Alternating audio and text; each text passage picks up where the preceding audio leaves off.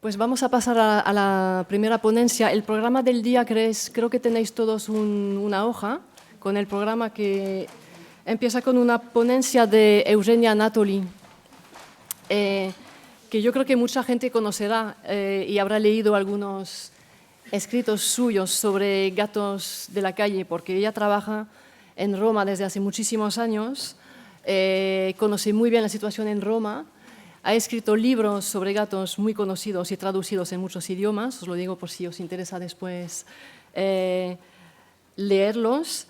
Y nos ha preparado una presentación sobre un poco la vida de los gatos urbanos, su etología y más cosas, porque al final hemos hablado y nos quiere presentar más cosas. Dejo la palabra a Eugenia, le damos la bienvenida, estamos muy agradecidos de tenerla aquí. Es la primera vez que viene a hablar de gatos en España. Hay que decirle gracias en nombre de todos, que sea para nuestros felinos que esté aquí. Eugenia, muchísimas gracias. Thank you very much for being here today. So thank you to you, because this is not only the Gracias, porque esta no es la primera vez que hablo sobre gatos en España, pero sí que es la primera vez que he venido aquí. Y yo creo que es culpa mía, porque este es un gran país.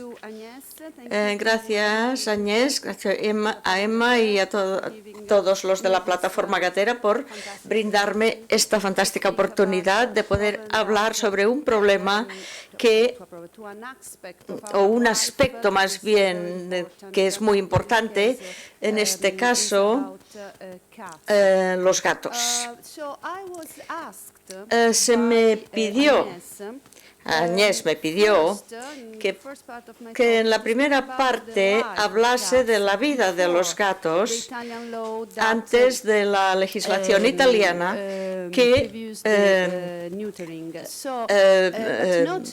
habla de la esterilización, pero no de los problemas, sino de la vida que llevaban, antes de esta ley, cómo vivían en grupo y cómo se relacionaban entre ellos. Por lo tanto, primero voy muy rápidamente a decir unas pocas palabras.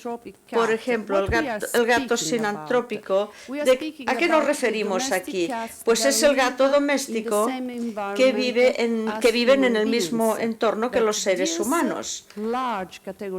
Y esta categoría está dividida en subcategorías que son muy importantes para nosotros, es decir, los gatos que viven exclusivamente en un entorno doméstico, los gatos urbanos. La diferencia son los dos extremos, porque los gatos que viven exclusivamente en una casa no salen, son animales domésticos, y los urbanos son aquellos que viven exclusivamente en libertad por las calles. Y también hay otra categoría que es una intermedia entre los dos, donde el animal doméstico vive en la casa, pero también se les permite salir fuera. Por lo tanto, hay que pensar en controles sanitarios. Desde este punto de vista, esa condición es importante. Otra categoría está representada por los gatos rurales. Siguen siendo animales domésticos quizás, pero están en libertad y a veces no tienen un propietario. Y los gatos abandonados. El gato abandonado o feral es el que ha sido domesticado, pero luego ha vuelto a la libertad. Entonces, ¿por qué doy esta lista? Está en inglés. Porque en Italia no se les pone el microchip. Y esto es algo que influye nuestra gestión, porque es difícil distinguir entre las categorías y la ley marca las categorías y dice cosas distintas para cada una de ellas. Por lo tanto, estos eran gatos domésticos que son completamente distintos de los gatos silvestres. Allí tenemos el gato africano, americano o el gato europeo. Y a veces no es difícil distinguir entre un gato abandonado y un gato salvaje. Los gatos viven principalmente en Roma y son muy adaptables. Por ejemplo, esta es una gata sin domesticar y estábamos filmando para la BBC y estaba ahí curioseando. Algunos de ellos viven en pueblos de pescadores y viven del pescado que los pescadores les dan. Y comen cualquier cosa, lo comen todo. Como he dicho, son muy adaptables. Aquí tenemos, por ejemplo, dos gatitos, no sé si los podéis ver. Aquí hay uno negro y este otro, y viven en Irlanda, en Carwell, donde viven. Son en Islandia, no Irlanda, perdón, Islandia. Viven en condiciones subárticas y hace unos 30 años creo que se abandonaron dos parejas y ahora la colonia es de 1000 animales y viven de la caza, lo que pueden cazar. O sea que pensar lo adaptables que pueden ser los gatos. Y esto es solo para darnos un ejemplo de mi primer estudio. Cuando me licencié, esto fue a finales de los 70, principios de los 80, y la primera cosa que vi fue que ellos viven en grupos. No hay gente que diga que hay una segregación de recursos. Normalmente los gatos están organizados y, aunque los territorios se utilizan funcionalmente, por ejemplo, aquí hay unos edificios separando un jardín público de la calle y esta zona era protegida de las personas, o sea que se podría entrar al parque, pero era una protección de los coches más que de las personas. Y aquí hay una fuente, tenían agua y la comida se pone aquí. Esta era la mejor zona y esta era la zona de las hembras. Normalmente las hembras iban allí parían a los animales y los criaban. Y la zona donde descansaban los machos era por aquí. O sea que cuando yo empecé trabajando con la literatura científica, se decía que los gatos eran solitarios, pero yo encontré que eran más que sociales, porque incluso se organizaban en grupos y tenían distintas funciones en el grupo. O sea que hace unos 30 años encontramos varias cosas. O sea que las características sociales de los gatos urbanos o domésticos se basan principalmente en la coexistencia de varios machos y hembras en el mismo territorio que se defienden contra intrusos de la misma especie. La unidad social del grupo viene representada por hembras del mismo grupo, de la misma manera en que lo hacen los leones. Las hembras tienen una buena relación, los machos se toleran, pero no tienen tan buena relación, no son, digamos, amistosos entre ellos. Por ejemplo, este es un reconocimiento típico de un adulto. Esta es una hembra adulta con el rabo levantado. Esto quiere decir que tienen un comportamiento amistoso, se huelen los unos a los otros. Y los machos, entre machos no vemos normalmente ese tipo de comportamiento. También observamos la colaboración entre hembras para criar a sus gatitos. También utilizan su instinto de olfato. Esto quiere decir que, por ejemplo, los miembros de un grupo pueden reconocer si un olor, por ejemplo, de la orina esparcida, pertenece a un miembro del grupo o pertenece a un macho extraño. O sea que saben o se reconocen a través de sus olores. No hay elección de hembras. No es verdad que las hembras se aparejan con los machos de alto grado. No, normalmente se aparejan con aquellos que las pretenden. Entre los machos y hembras, normalmente los machos son dominantes, y esto es importante porque hay una moderación de la agresividad entre machos, y esto permite la existencia o la supervivencia del grupo. Incluso entre gatos abandonados la agresividad es mayor. Este es un ritual que es la forma más común de duelo. Aquí los gatos, creo que lo habréis visto, que se gritan el uno al otro y son muy machos, pero no se tocan. Y esta es una de las pocas. Aquí vemos uno de las luchas que he visto, de la lucha real. Y pero podemos ver las señales o cicatrices de otras luchas, no en este caso.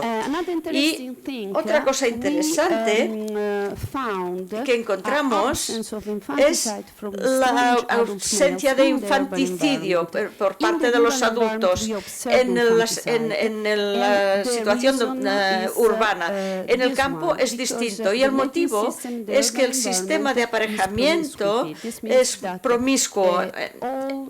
Por lo tanto, todos se aparejan con todos. Esto significa que en general la situación, por ejemplo, aquí tenemos una hembra y los machos que quieren aparejarse con ella. La mayoría de los machos se aparejan con la hembra, y también hay algunos comportamientos de interferencia durante el aparejamiento. Este macho no lucha con se centra en la hembra, y este tipo de interferencia puede resultar difícil.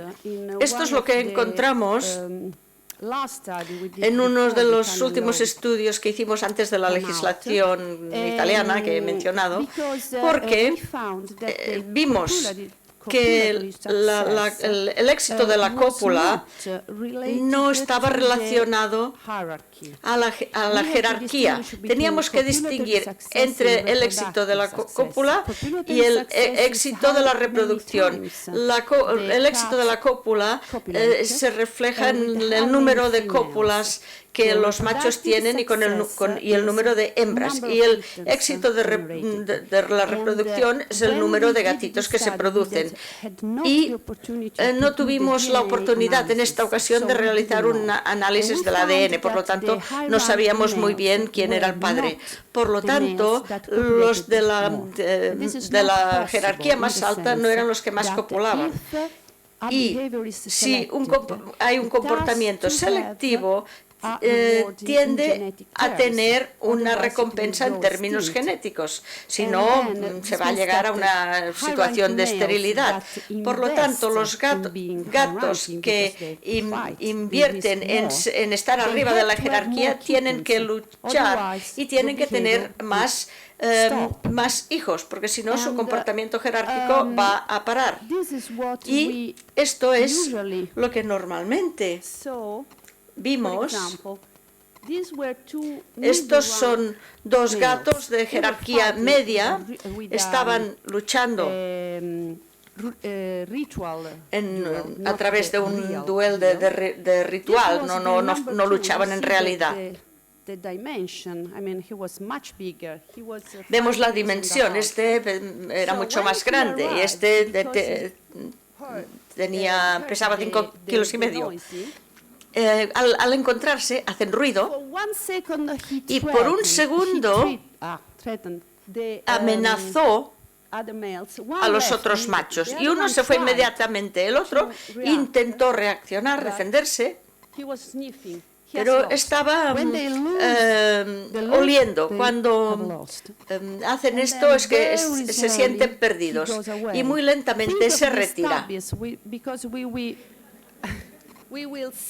Veremos, lo veremos después en una gráfica, lo que encontramos en el entorno rural y en el urbano. En el rural hay poligenia, es el patrón ancestral del gato silvestre. Un macho que tiene controla un gran territorio que incluye otros pequeños territorios de hembras, y normalmente este macho controla las hembras. Cuando hay un intruso, tienes esta lucha de uno a uno. Pero en la situación urbana es la de arriba, cuando tenemos una alta densidad, y por eso hay mayor promiscuidad. Tenemos también que decir que el hecho de que los machos son mayores que las hembras, la poligenia es el patrón inicial, porque como más grande eres, más competitivo eres, y entonces la selección favorece que seas mayor. Tamaño. A veces, en muchas especies o especies distintas, se ha visto esta relación entre el rango o la jerarquía y el éxito de la reproducción. Y a veces no es así. Hay muchos motivos por el cual un gato de una jerarquía alta no puede monopolizar a todas las hembras. Desarrollamos dos hipótesis.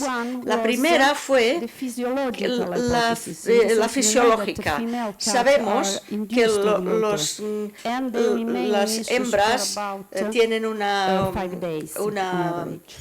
ovulación inducida y quizás hay una época de fertilidad y los gatos de mayor jerarquía saben cuál es el mejor momento de aparearse. O quizás un cambio rápido del entorno debido a la influencia humana ha hecho que los machos muestren mecanismos de competición que eran útiles anteriormente, pero que ahora ya no funcionan para ellos. Porque pensemos dos machos que están luchando y la gata está al lado. Hay otros 3 o 4 que no son tan competitivos, pero que se van a aprovechar de la situación, mientras que los dos se están mostrando el uno al otro quién gana, pero otro es el que hace la cópula. Eso pasa mucho en el entorno urbano. Por lo tanto, estos son los resultados que nos encontramos cuando finalmente tuvimos la oportunidad en el 99. No era obligatorio aún esterilizarlos, y encontramos estos resultados tan interesantes. En el entorno urbano nos encontramos con que hay menos camadas de un padre, la mayoría tienen 2 padres, 3, 4 y uno incluso 5 gatitos con 5 padres distintos, porque hay este aparejamiento tan promiscuo, mientras que en el entorno rural la mayoría de los gatitos son de un padre, algunos de 2. Y esto es constante a través de los años. Y este es un estudio. Este es el gato que todos los otros eran muy violentos contra esto, que era el padre de la mayoría de ellos. Mucho más que el segundo, y tuvimos que dejar tenemos que dejar el comportamiento, porque podríamos decir muchas cosas de cómo las hembras dan ventajas a los machos, etcétera. Pero bueno, ¿por qué social? En 1983, David MacDonald propuso la teoría de la dispersión de recursos. Los gatos no son la única especie oportunista, hay muchas. Por ejemplo, esta es la situación en Roma. Las gaviotas que comen de la comida que han dejado los amantes de los animales para los gatos. Y este de las ratas, esto es en la India. O de los estorninos. Cuando hay recursos tróficos, es decir, comida, y están los animales se juntan. Y pensemos en los gatos salvajes, que normalmente viven de la caza, y normalmente cazan animales pequeños, quizás un conejo, pero es difícil que muchos gatos puedan compartir un animal pequeño para comer. Por lo tanto, la comida marca la diferencia. Y ya hemos dicho que los gatos domésticos son muy adaptables y esta adaptabilidad también se muestra en adaptarse a estas condiciones trópicas. Y pueden vivir en compañía o solos. Esta es una foto mostrando los resultados de un estudio. Estos gatos podían robar carne de los leones o tigres del zoo de Roma. Y aquí vemos gatos esperando que entren las barcas de la pesca.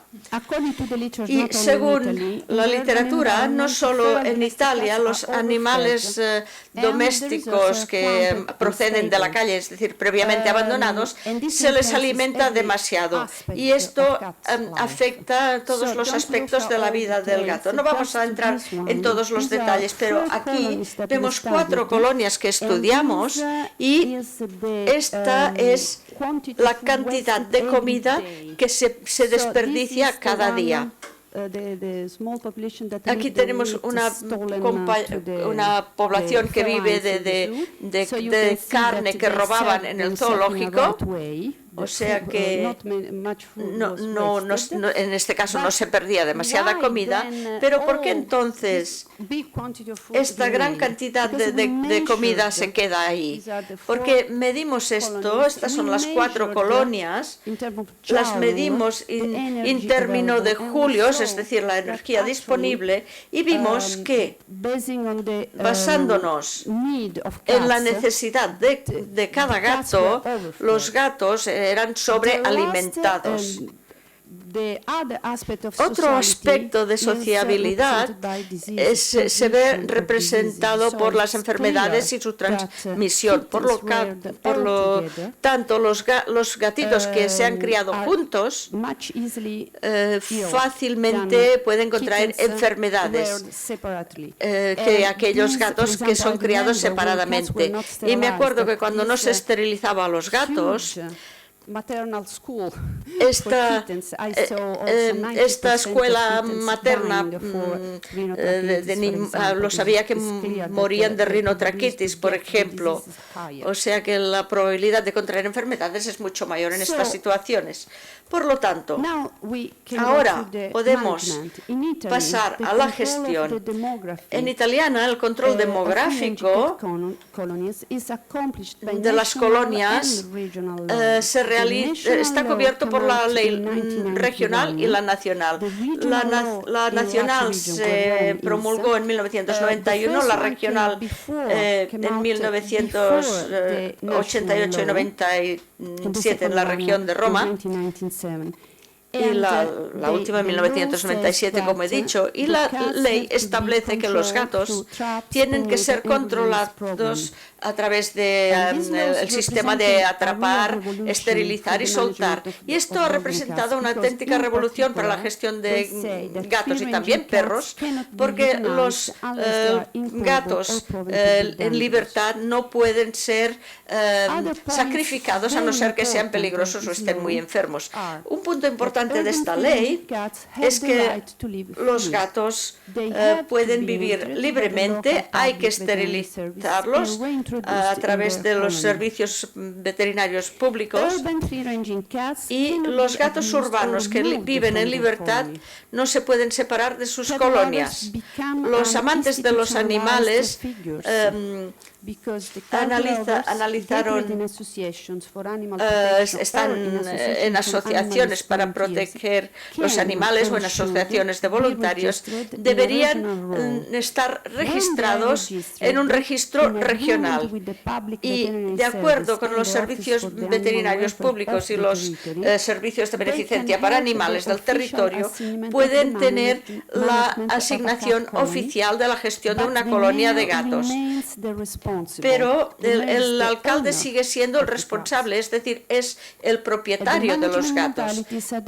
Y la gestión se lleva a cabo a nivel regional, y con una parte del gobierno regional y otra del gobierno municipal. Y esto es una revolución porque se ha reconocido el estatus de gatos abandonados en el entorno urbano, y después de esto los servicios públicos veterinarios han adoptado el papel del control demográfico de las colonias de gatos, sean domésticas o sean libres, y aquellas colonias que viven dentro de Roma están registradas en un servicio público basándose en requisitos por parte de los ciudadanos para una esterilización y otros problemas higiénicos en relación a la presencia de gatos.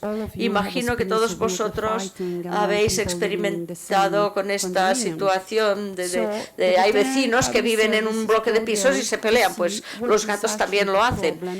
Entonces el veterinario interviene para ver cuál es el problema, si hay una queja, y después del registro las colonias son censadas por parte de los servicios veterinarios, y los voluntarios capturan a los gatos, se encargan de que sean esterilizados y los vuelven a liberar. Por desgracia no hay mucha información sobre el TNR. Hay un punto cualitativo y otro cuantitativo. Tenemos este resultado de los últimos 10 años, después que se aprobó la ley hasta el año 2000. Aquí vemos unas cifras importantes. Estos son los gatos declarados por los ciudadanos, es decir, que se ha solicitado la esterilización, y estos son los que verdaderamente se han esterilizado.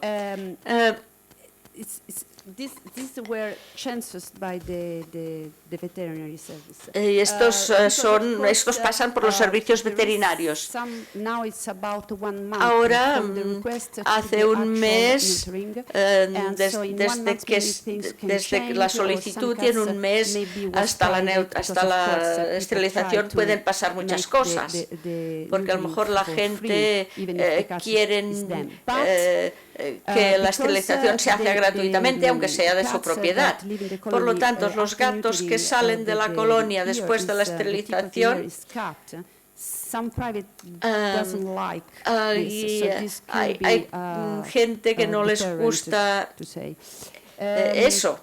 Y esto puede significar que no los quieren presentar para esterilización. Realizamos una encuesta para ver si había un efecto, y lo que encontramos fue que la tendencia parece ser una disminución del número de gatos en la colonia. De todas formas, dada la gran campaña de esterilización, esperaríamos una mayor disminución de los gatos urbanos. El problema en realidad es la educación de las personas, porque aunque muchos gatos están esterilizados, muchos son reintroducidos en las colonias porque son abandonados.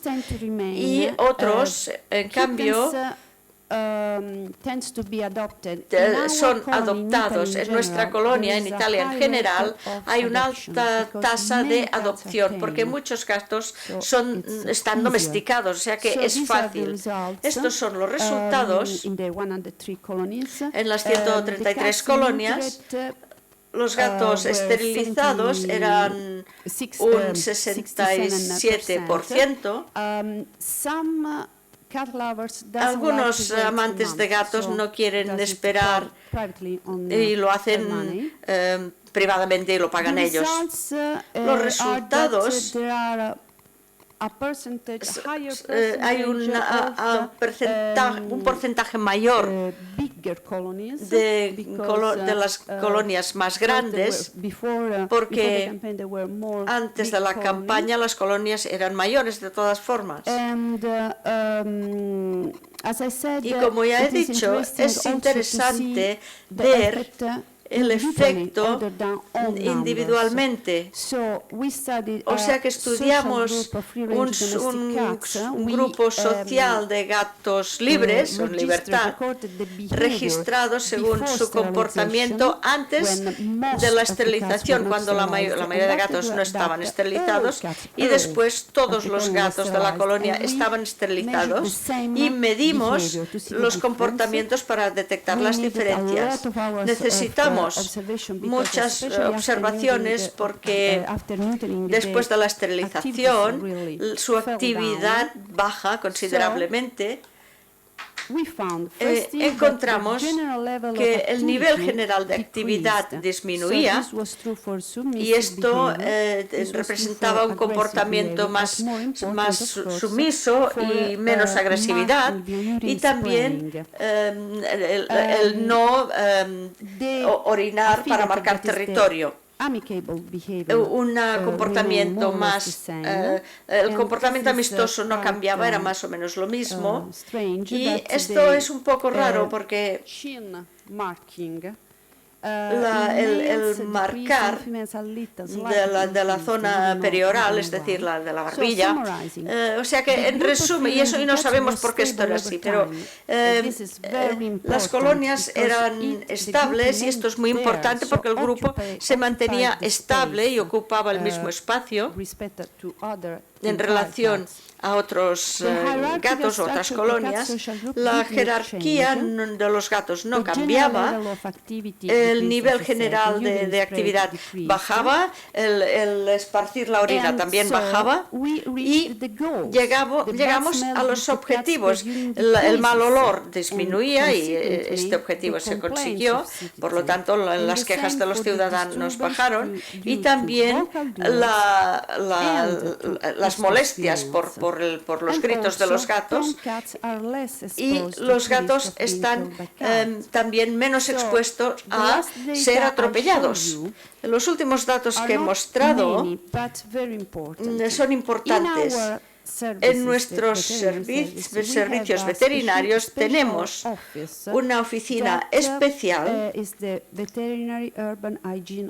que es la Oficina Urbana de Higiene Veterinaria, que recibe las quejas de los ciudadanos y actúa para ver cuál es el problema. Esta unidad gestiona una parte de Roma con unos 600.000 ciudadanos y con 1.100 colonias de 10 a 15 gatos por colonia de media.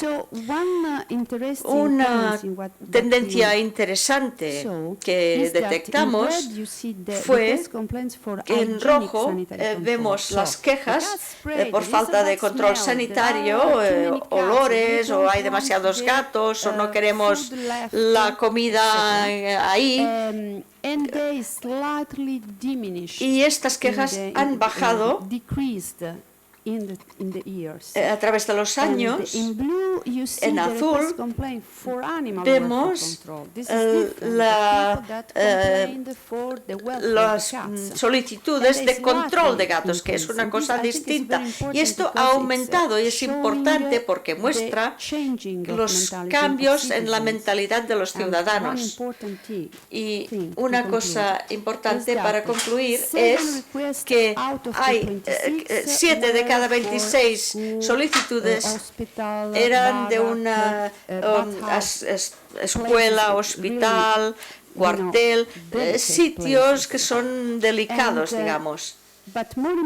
Pero lo más importante es que 24 colonias de las 26 eran no registradas, es decir, se alimentaban los animales pero no estaban esterilizados. Después de las quejas se esterilizaron y las quejas normalmente vienen de colonias que no están gestionadas. Cuando ya están gestionadas, la situación mejora. Y por el contrario, la mayoría de quejas para el bienestar animal procedía de colonias registradas. Es decir, hay un cambio de mentalidad. Queremos a los animales, pero tienen que estar bajo control para aquellas personas que no quieren a los animales, y esto tiene sentido. No podemos pretender que a todo el mundo les gusten los animales, pero si gestionamos a los animales, serán más aceptables. Y hay muchos ciudadanos que quieren que los gatos sean bien tratados. Esto también es importante. Desde el año 2008 en Italia, hay un decreto ministerial que va en contra del envenenamiento de animales. No se pueden utilizar cosas tóxicas para que se las coman en las calles. Y esto es aplicable a todos los animales. Por lo tanto, un objetivo es que cuando se esterilizan los gatos,